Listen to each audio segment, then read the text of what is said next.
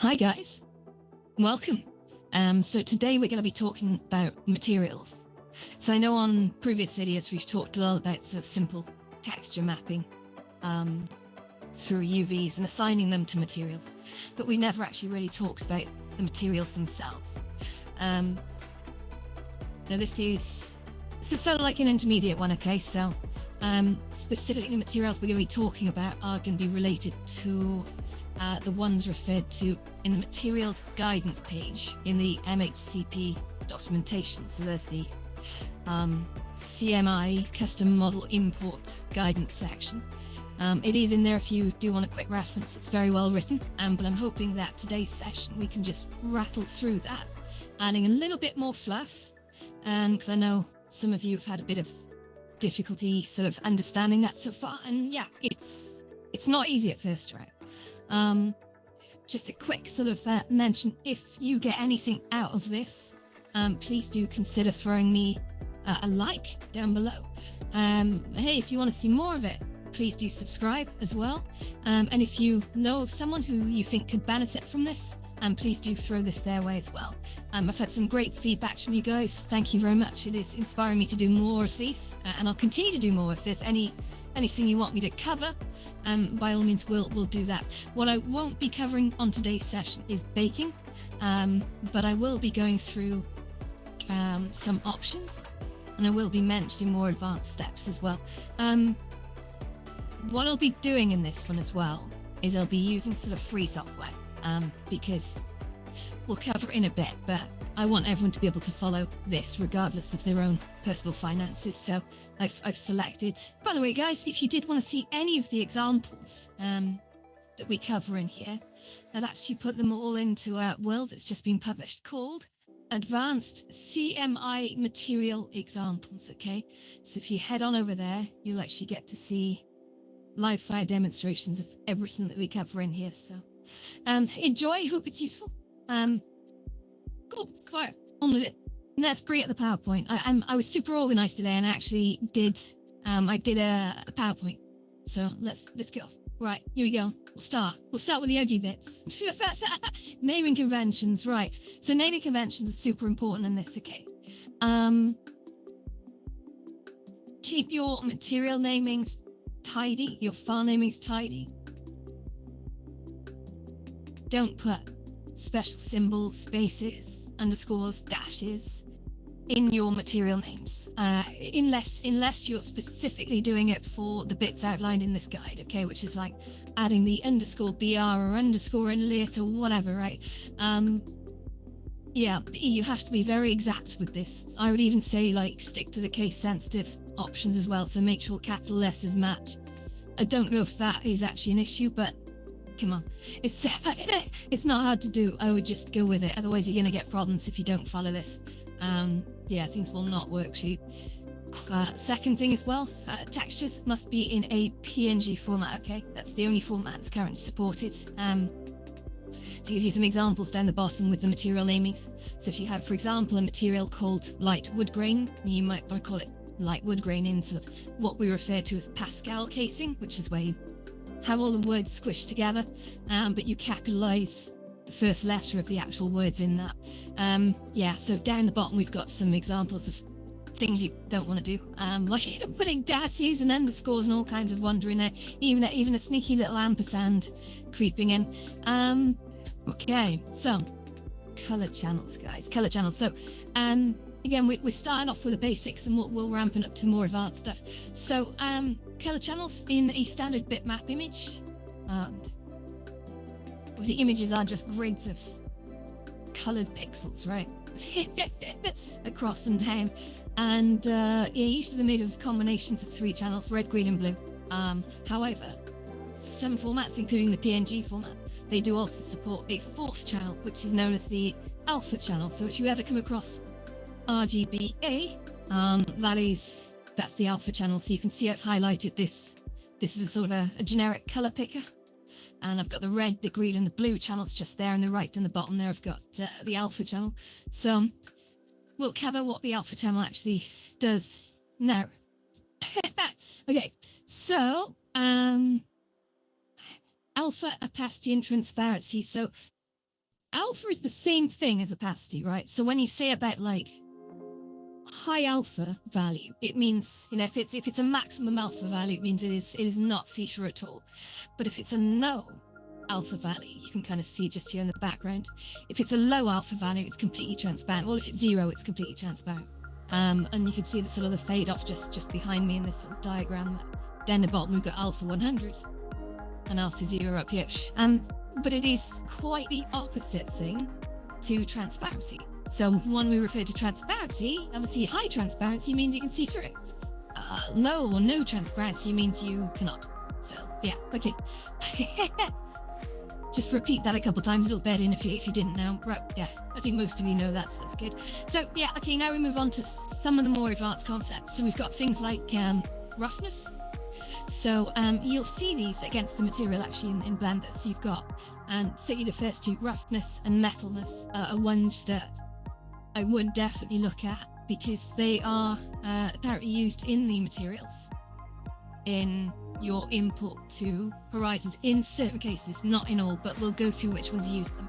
So yeah, just get familiar with that. They are here and they go between 0 and 1. So roughness, yeah, if you have 0 for roughness, then it's going to be shiny because if it's not rough, it's smooth, right? If it's 1, it's going to have like a matte look to it and it's not really going to shine at all. So yeah, but worth bearing in mind.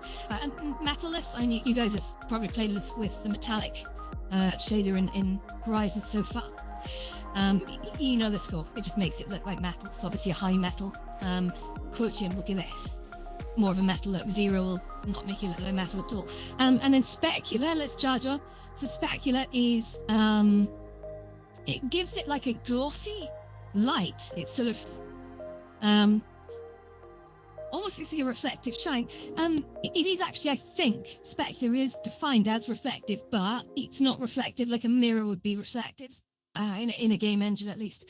But yeah, that is definitely specular highlights will come across. Is the little sort of the white shine on things. Cool. All right, let's move on. Okay. So for emissive is defined as, well, emits light. Quite simple. However, I'm not sure in all game engines, and I think including this one, it doesn't mean that it actually lights things up around it. I think it just means that it glows in the dark. So the actual material, or the part of the material, if you're defining it through an emission map, is the thing that appears to glow in the dark. So, you know, you might have an image and it might have sort of eyes on it, like on a cat, for example. And if you map the emission to the eyes of the cat, then the eyes will always appear to be glowing no matter what the brightness of the world that you're actually in. Yeah, if you do this in baking engines often consider the emissive to actually give off light, so you'll see that light actually glowing on other objects as it sort of bounces off. But that's not a topic we're going to cover. Baking is not a topic we're going to cover today because that's a whole thing in itself. Then we've got vertex coloring. So a lot of people don't know that in your meshes, as you're making them, every single vertex in your mesh is the points. Remember, you've got vertices, you've got edges, and you've got faces. Okay, so the vertices are the points. So vertices is plural, vertex is singular. So each singular contains an RGB value. Fantastic. So you can actually set the RGB values against the vertex. Each vertex, sorry. And we'll see a little bit later what that looks like. It's quite mad. Okay, and then last of all, ambient occlusion. So it provides a sort of a gradient darkening effect that enhances the appearance of depth. That, I think, is a dictionary definition. There's a lot of people who I've seen on YouTube the best explanation of ambient occlusion in the world. And yeah, go and watch and look at more examples if you're confused about that one. But yeah, it creates a more pronounced depth effect. Is the best way I could explain it, but the more you play with it, you'll get familiar with it. Okay, on to the next. So, how to create the textures. So, going back to what I was saying about being sort of budget friendly, you know, there's beginner level, obviously, and today what we're going to do is we're just going to use a good photo editor, right? Nothing that costs any money. In fact, we're going to use paint.net, which is the first one that we mentioned, because you can download and use paint.net for free.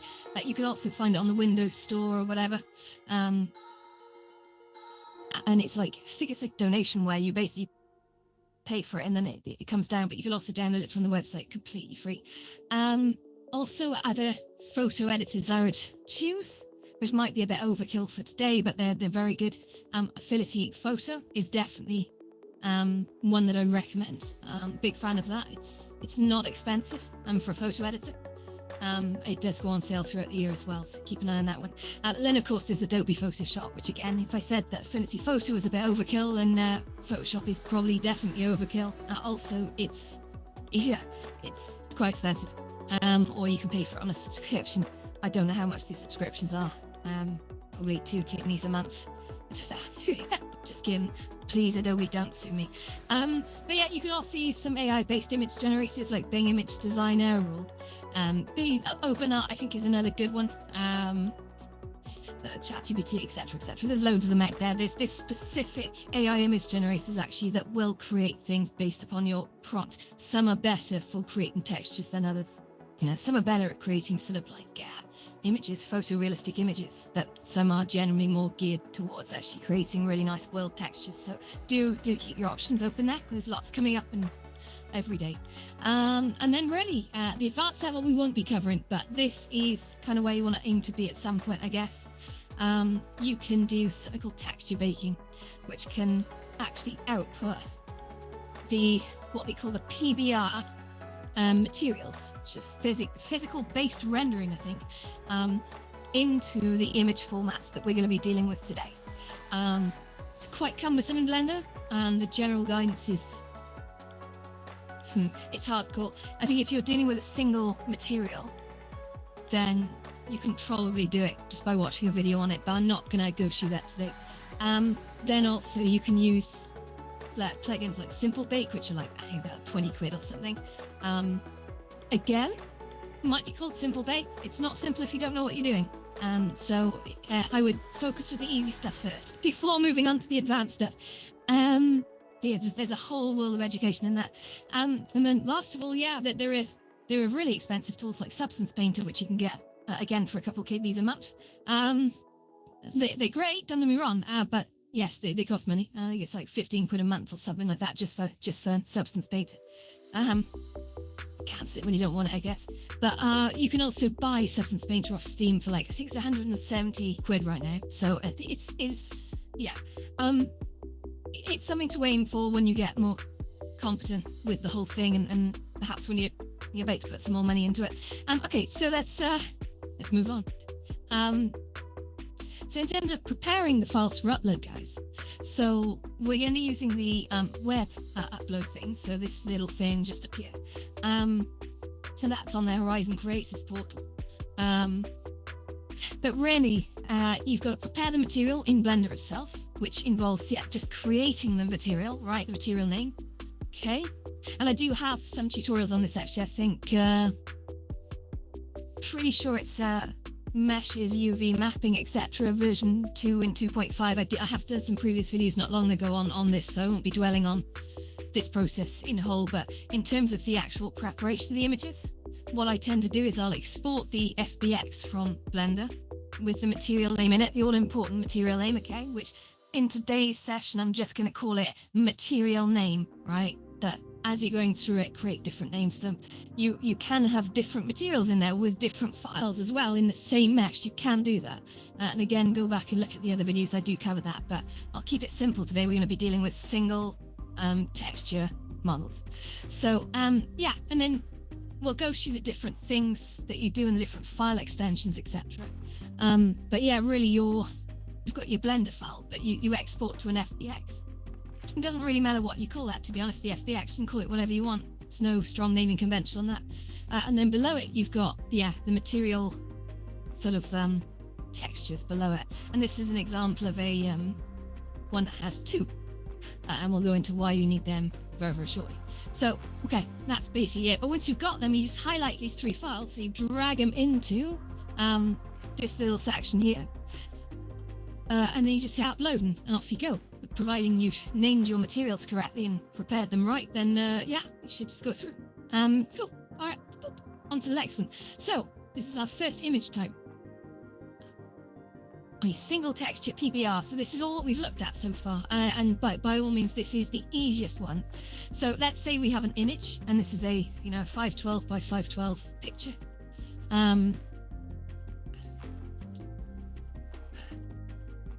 It's UV mapped, obviously, in Blender. You have to get that bit done, otherwise it can appear skew in all over the place. That's another thing for the purpose of this tutorial. Everything I've used cube mapping on UV, so it's just I'm using a simple cube. And I'm using UV mapping just to say put the same image on every side of the cube. We'll have a look at that a bit later on because I've actually created a world with all these variations. And we'll have a little walk around it. So, okay. So there is a roughness element that we looked at briefly that's against the material. That is actually considered in this. So if you change the roughness, that's control for smoothness to the matteness of it. Obviously, full roughness is matte. Smooth and slightly shiny is obviously when it's 0. But yeah, you just gotta call your material in here, just simply the material name itself. So if it's like wood grain, you just call it wood grain, right? And then the file name that you put next to it is woodgrain _br.png. So it's a PNG that contains this, right? See, that's not wood grain, but that's it. That's all you have to do. So you literally just, when you export the FBX, you drag the FBX and the BR file up into the creator portal when you create a new asset, and that is all there is to it. Simples. Now, because we covered that one a bit, we're going to move on to number 2. So we've got a single texture methyl PBR. Now, good news. Good news. It's exactly the same in terms of the file name, right? So the file doesn't change. The file is still the name of the material _br.png. However, here's the difference. The material name has an _methyl on the end. So for example, might want to call it brushed steel _methyl. And then the file name would be brushed steel _br.png. And that's it. So there is to it. Very simple. It does also consider the roughness and metallic properties on it. That's one thing. So you control the metalness via the actual sliders inside Blender that are on that material. So you can control the roughness and the metallic. So that's the only difference. Let's get on. Number 3. Wow. Okay, so this one got complicated. Okay. So this takes 2 texture files. This is the first double texture file thing that we're looking at right now. So it provides greater control over a sort of mapped application of metalness, emissive, and ambient occlusion. So what we have here, we have our image here. Okay, you'll notice that the actual material name, so it doesn't have any kind of suffix on it. It's just literally the material name. But the texture, you've got, the first texture is the BR texture, okay? That's just your standard image. Can't remember if roughness is taken into account on this. Yeah, it probably is. But then if we sort of like just turn around a bit, this here, guys, this is a map. So what I've done for the purposes of this is I've used like paint.net to actually chop up this base image and save it as the separate image. But then I've sort of just drawn a lasso around sort of the me in the photo, and I've made it go red. Okay. Now, when it's red, it applies metallic to it. So it means that the picture of me in the middle has got a slight metallic shine to it. Then when you see emissive, that's the green channel. We'll break this down a bit more with the MESA sort of thing, so if this is not making sense, stay tuned. So where you see green is emissive, which means the green bit here will glow in the dark. Okay. And then as for the blue bit, that's the ambient occlusion. So you've basically got your RGB channels in the secondary image that are being used to control various properties as a map across the image. So it's like, it's almost like a command. You're basically saying, yeah, take this to control how this is presented in the game engine, and the different parts of this sort of base image actually start looking. And it will make sense when you have a look at them. But in terms of the naming convention, even though we don't have anything on the material name, the file names we do. So we've got the BR as the standard convention for the roughness map, which is our sort of our base color and roughness, I believe. So that those letters do mean something. And then the MEO is the metallic emission and exclusion map. So when you highlight your FBX and your two files and you push the map into the horizon, creates this sort of workspace. That'll actually then create your object with this map applied to this image, which is great. Okay. There's to be a few like this, so don't worry. Maybe if I explain it a different way in a different section, it'll make sense. So here we go. On to number 4, unlit materials. So unlit materials are simple, right? Super simple. So in terms of the actual naming of the material, you just gotta have an underscore lit on it, right? Just damn it. Go have an underscore lit on the actual material name in Blender. And then the file name. Notice there's no BR this time, right? Because with unlit, there's no roughness, so it's just base color. So B, it's just underscore B.png. Now, what an unlit material does is it completely ignores all the lighting in your scene and around it. So it's just like a full bright image. It's bright all the time. So perfect if you had like imagine a Blade Runner sort of street scene where you had like a big neon sign in the distance. You could achieve that effect in the darkness by using sort of one of these, because it's just ignoring all the light. If it's dark in the world, it's still super bright. If it's super bright, it's still super bright. So anyway, that's it ignores every other attribute I've noticed I've put up here. So that's yeah, good one to know. Then if we move on, unlit blend materials. So it's basically just like the thing we talked about before, but it also supports transparency. So you always get a full bright texture. But you can see, and I've put in this little grey grid. That's, for those of you who work with sort of Photoshop or Affinity or pretty much any paint package to be honest, that's a marker that you can see it's kind of see-through, right? So, sorry if that's too basic, but yeah. You'll notice the material name for an unlit blend material is underscore blend. And then the file name is BA. So that's going to be like, you know, base color and alpha. Yeah, so if you get those right. Really interesting as well with the transparent stuff. I've got this little fallout indicator here, right? And this, sorry, fall off will show you, like, you know, how smooth the gradient of your alpha channel it maps through to. So you can see from this example that, yeah, this alpha is very smooth because I applied like a really nice, smooth kind of feather to it. And that will be reflected in the final object accurately, which is great. Let's move on. Transparent materials. Okay, so this is the Misa thing that I said we'd come back to. And if you didn't get the channels thing from before, this is the perfect chance. This is probably one of the more complicated types to wrap your head around. So the Misa, or the transparent materials, it combines a texture with an additional texture that defines the metalless, emissive, specular, and alpha. So this is very similar to the sort of the MEO that we were looking at, but instead of the O, which would be the occlusion, we've got, well, specular and then alpha. So we've got a similar deal here, right? And you can see over here, so the red channel defines the metalness. The green, which is, and move over here, the green defines the emission, just here. Okay, so that'll look glowy in the dark. And the blue defines sort of the specular. The specular might not be too obvious, so cube, it might work better on a round object, because specular can sort of create and look like a pool ball, for example, on a table with a light above it, and you get that little nice white sort of shine on top.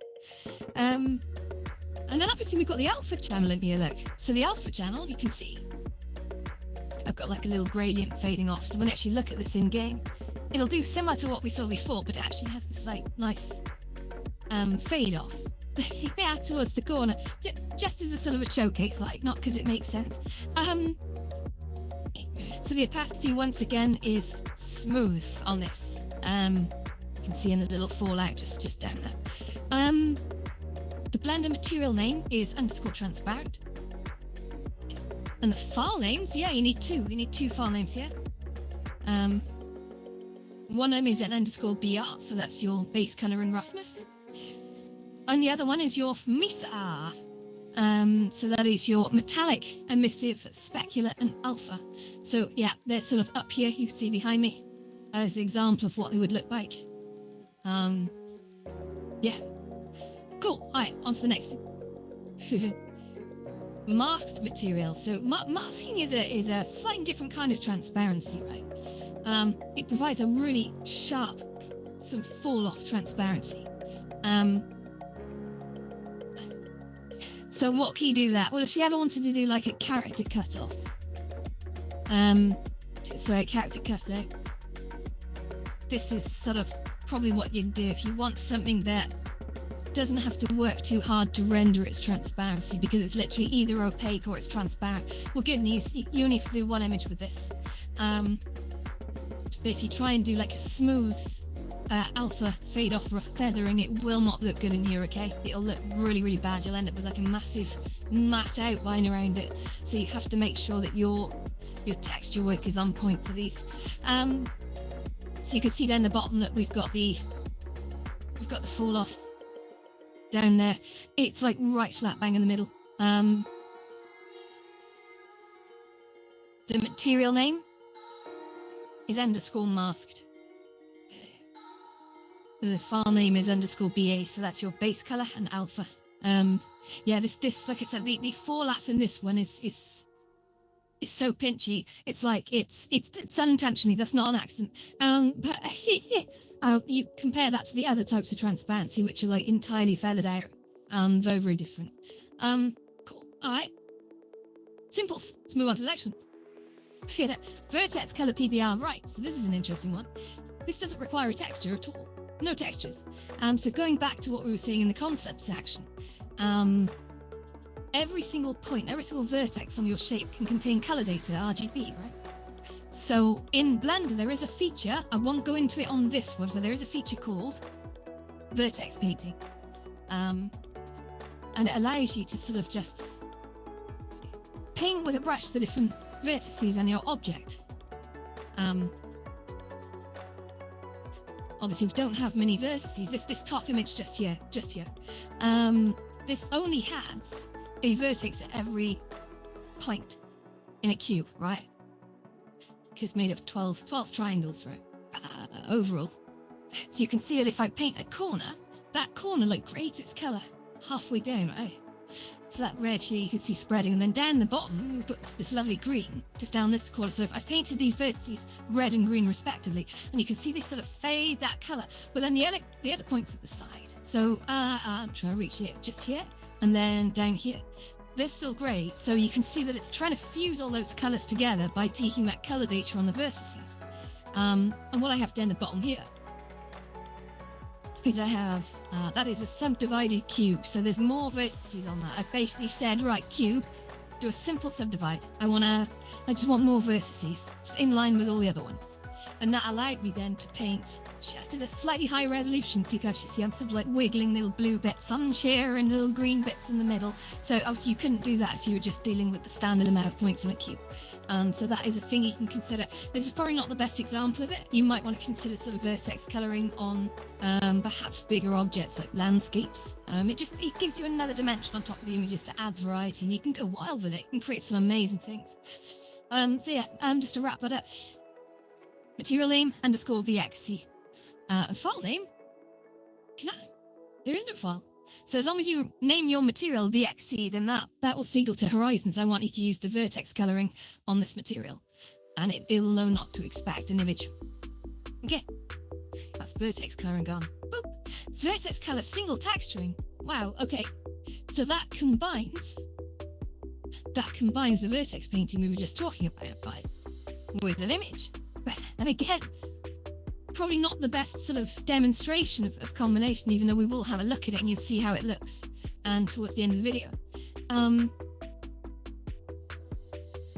you do have roughness on here, okay? Because obviously we've got our BR texture, which contains the base color and the roughness, okay? But it also applies vertex coloring on top of that. So you end up with your your base image with a whole load of your vertex sort of colors just creeping in as well. It creates a quite funky look. Okay. Yeah, VXM is the material name. BRSD, yeah. File name. Onto this one. Vertex color double texture PBR. Oh my god, this is like ordering in Burger King. Yes, please, I'll have a double bacon cheese with so yeah, very, very similar to the one we've just talked about. It takes a secondary texture, and you've seen this before. This is like the MEO texture here. So it doesn't have transparency in it. Oops. Doesn't have transparency in it. It has metalless, emissive, and ambient occlusion. So the actual material name needs to be VXM, and the file names, the two of them. One of them is the base color and the roughness, which we see just up here behind me, and then we've got the MEO map, which is this one here. So basically, when you upload them, you export your FBX, obviously, and you highlight your FBX, the BR and the MEO, and you sling them all in one go. That's good. You've now got yourself a Vertex color double texture PBR with bacon. Okay, on to the last one. You ready? So this is UI optimized materials. So, and the real time you'd want to use this, okay, is when you're doing user interfaces. Yeah. You can see from the file naming convention, it does support alpha. So you can have sort of nice cut out sort of graphics on there with alpha transparency. I haven't sort of put this in the stereo image, I'm sorry, but yeah, that is a thing that you can do. So yeah, when you go into sort of like custom UIs or anything, this is a good one to use. It gives you a higher quality texture. And again, what we know about using high quality textures, and too many of them, is a bad idea, so use them where you have to. And this is ideally suited towards that. So, cool. All right. So now we're going to hop over to another world. So we'll see you there, okay? Well, I'm going to look at some of these examples. So welcome to the dark room.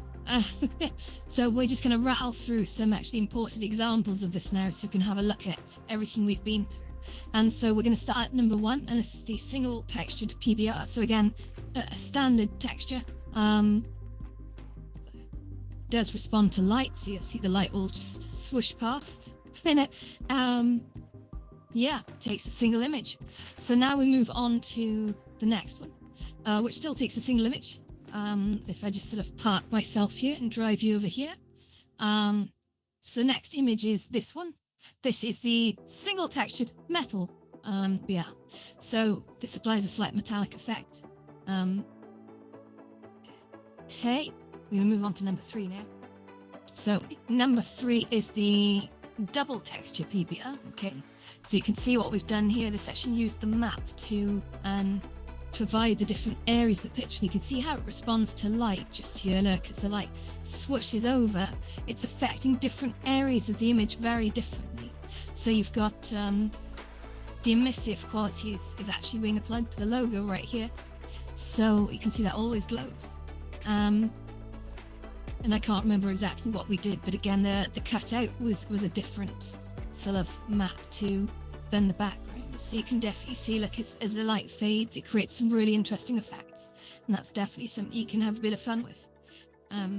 Yeah. Okay, on to the next one. Okay, so this is the Unlit material. So yeah, it's basically always at full brightness. Does not affected by the dim light in here. Okay, on to the next one. So this is another one, guys. So I'm just going to stand behind it. So this is a blend material, unlit blend material. So you can actually see me through it.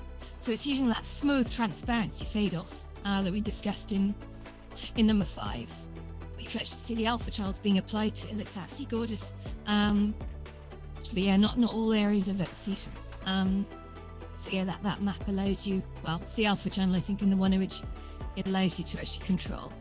But again, it doesn't respond to light. So this is no good if you wanted to do something that had to look different in different lightings. Yeah, okay. Onward.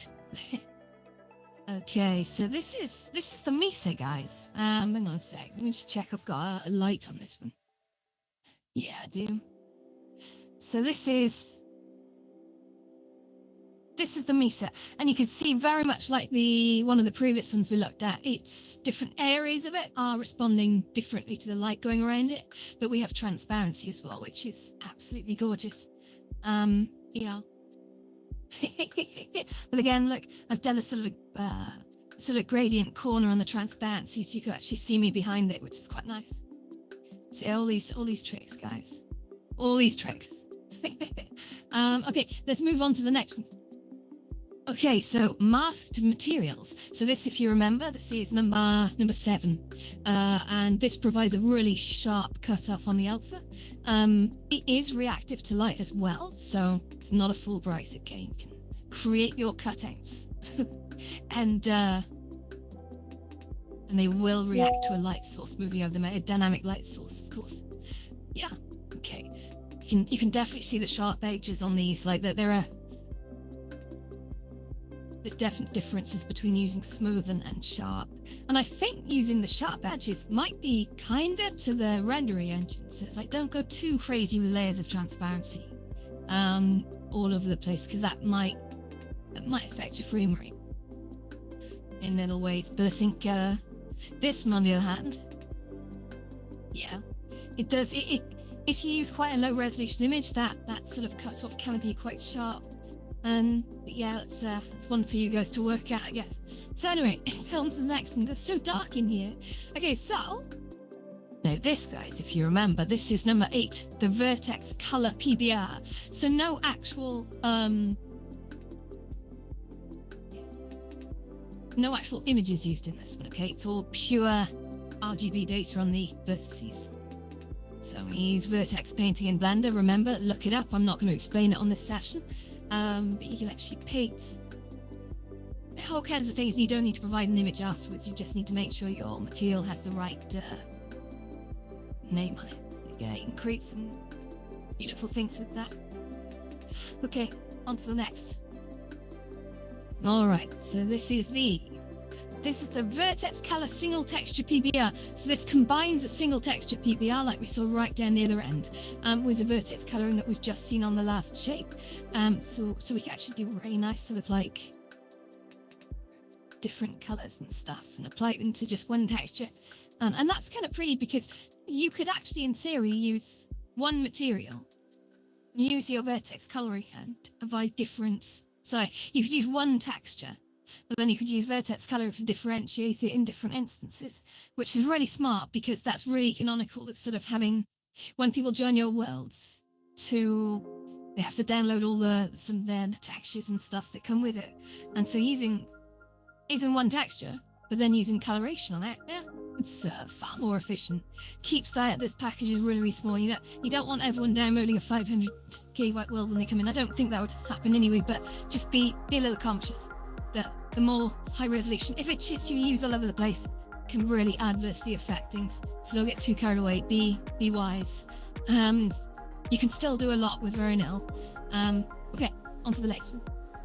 This is the Vertex Color Double Textured PBR. So this allows, again, so the map that we've seen previously to be applied. So again, the double texture. You can see at the background some fading out and in, but on top of that, you've got the vertex coloring that we've sort of seen on the last 2 examples as well, which is quite nice. So yeah, I'm really looking forward to seeing what people do with all this. I really am. Yes, I'm talking about you.